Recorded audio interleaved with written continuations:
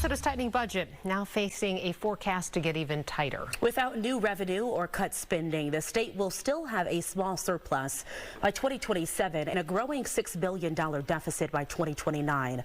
Fox 9's Corin Hoggard is live at the Capitol right now. And Corin, there's a big blame game here.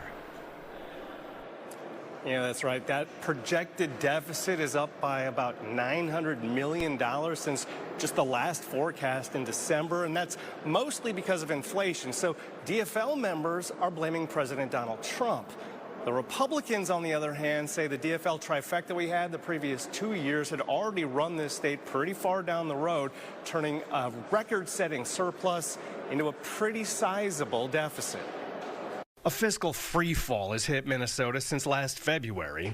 We reported at the time on a surplus growing smaller by 2027. Minnesota Management and Budget Office is forecasting a $3.7 billion budget surplus by the end of fiscal year 2025 and $2.2 billion after 2027. 10 months later, we reported the surplus was expected to shrink significantly because of the rising cost of commitments to spending, mostly on education and health. Governor Tim Walz says the budget is still balanced with more than $600 million in surplus by the end of 2027.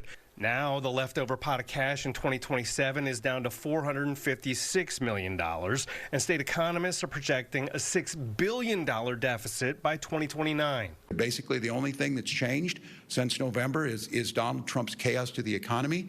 It changes day to day.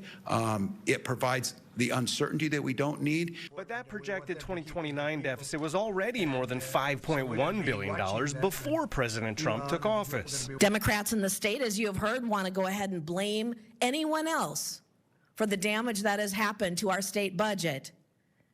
But this was an irresponsible spending spree. And the problem could get way worse, or maybe better, soon. The state's financial experts say their forecast could dramatically change based on shifting federal policies, disruption from federal agency closures, and more inflation. We've chosen to highlight the uncertainty because it does feel really significant in this moment. Now the rhetoric really takes a back seat and the real work starts. Legislators should very soon get budget targets, and they have to bipartisanly work on a budget, and they have 2 months to figure that out. Live at the Capitol, Corin Hoggard, Fox 9.